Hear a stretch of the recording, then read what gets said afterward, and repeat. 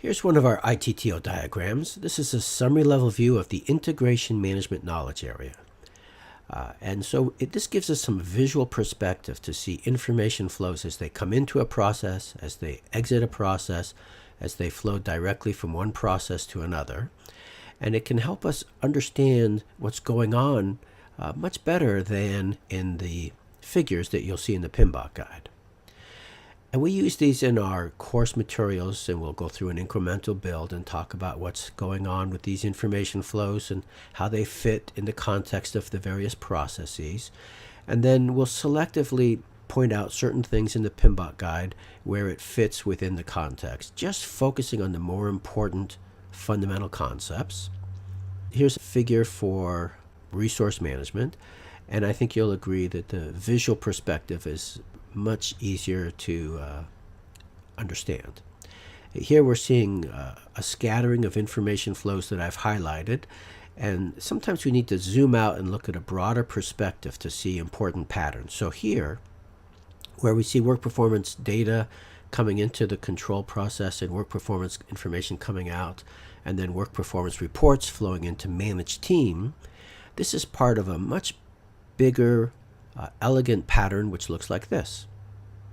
So we get this work performance data coming out of direct and managed project work, and it jumbled up incoherent data.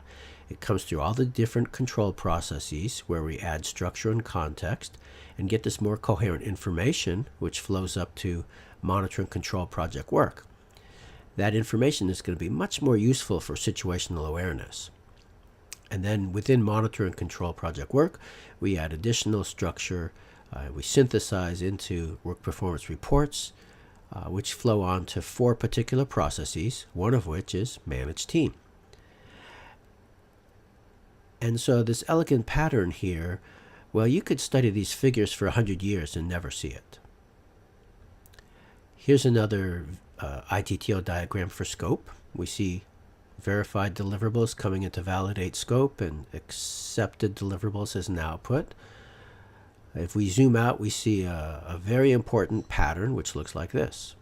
Originally, our deliverables come out of direct and managed project work, and they come through control quality, and then they go through validate scope, and then finally we can take them through the closing process.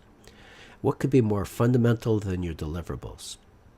And these what I call my secret sauce diagrams can help you get your head around these really important information flows, which definitely are a key part of the framework for project management. Here's another view back up to integration management. We see all kinds of stuff going on with perform integrated change control, which is part of a pattern. If we zoom out and look at the whole framework selectively, just looking at change requests, we see this.